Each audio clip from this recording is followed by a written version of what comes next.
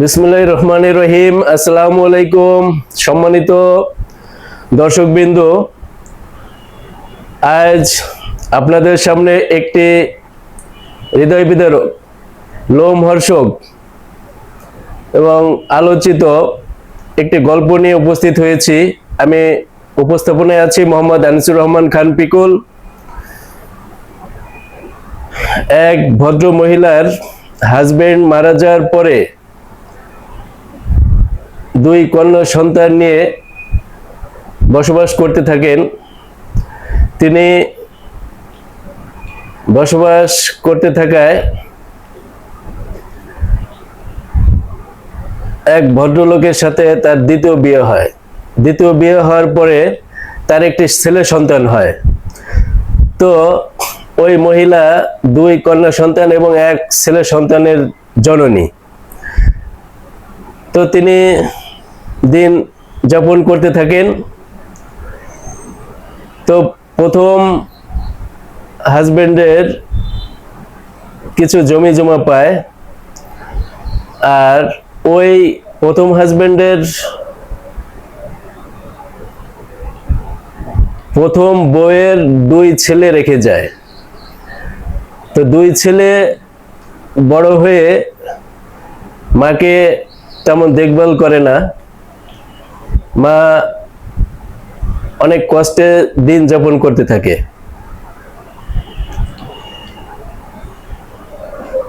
তো দুই মেয়ের নাম লাইলা ও শানু, আর ছেলেটার নাম রাকিব। তো ওই মা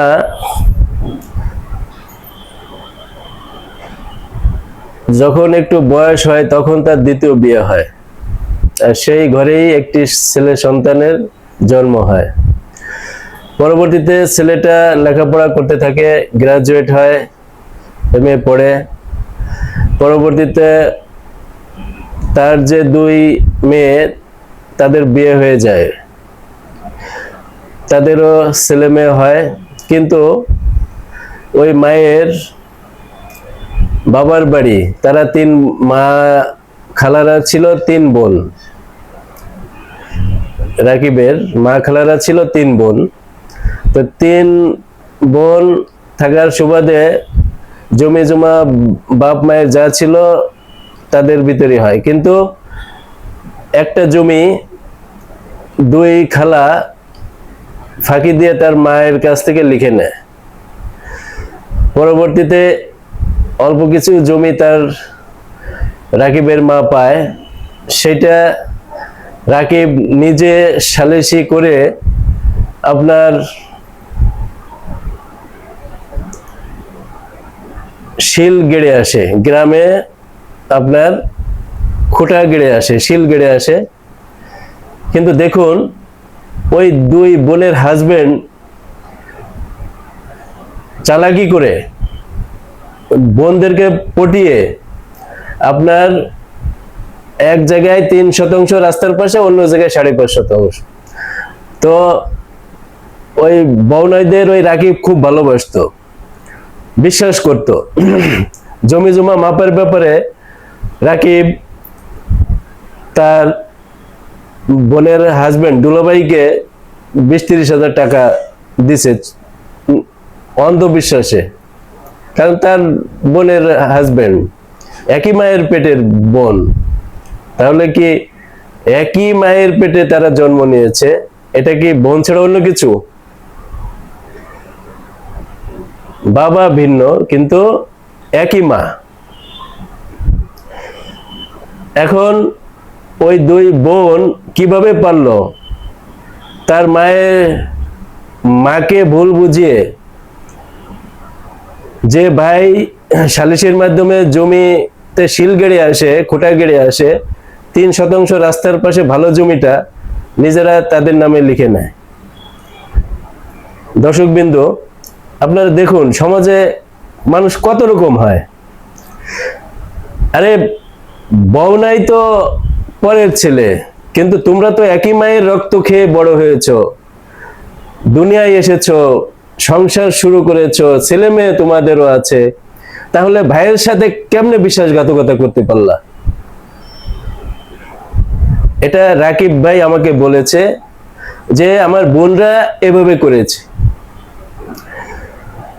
তো তারা তার মার কাছ থেকে 3% লিখে নিচ্ছে। এর পরবর্তীতে রাকিব তাদের বোনদের ধরেছে যে আপা আপনারা কি করেছেন, আমি টাকা দিলাম, আমি শিলগড়ে আসলাম, সেই জমি আপনারা কিভাবে মার কাছ থেকে লিখে নেন? মাকে ভুল বুঝিয়ে, মা ছিল একটু সহজ সরল বোকা। তো দেখুন সমাজ কত নৃশংস, নির্মম, বেদনাদায়ক।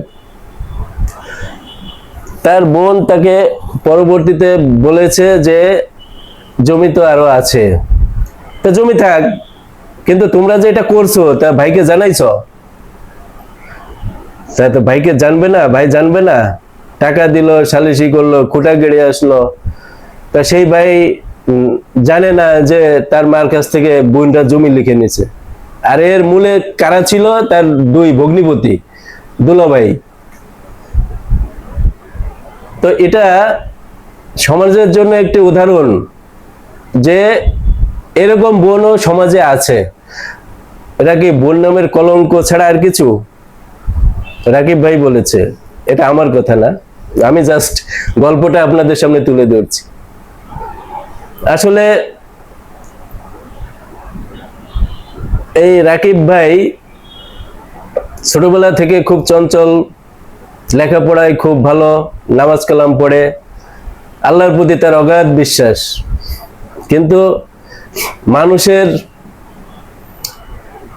ভালোবাসা, আল্লাহর প্রতি বিশ্বাস তাকে গ্রাজুয়েশন করার তৌফিক দিয়েছে, MA পড়েছে।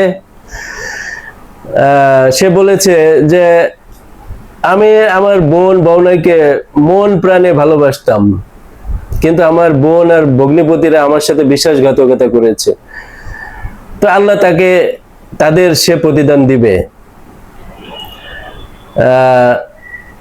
এটা রাকিব ভাইয়ের কথা। তো সমাজে এরকম ঘটনা কতই ঘটে চলেছে।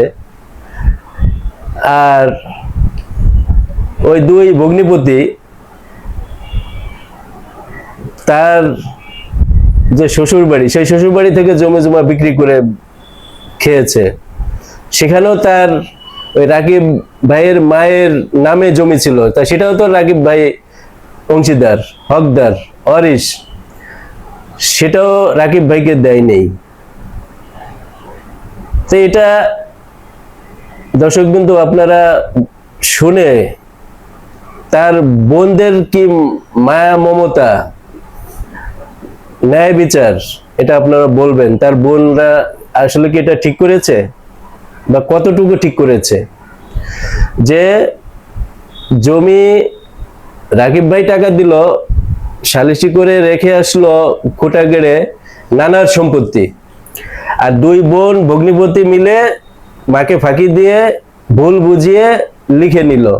তা তারা বললো না যে আমার তো একমাত্রই ভাই, তো তাকে আমরা কিভাবে ফাঁকি দিব?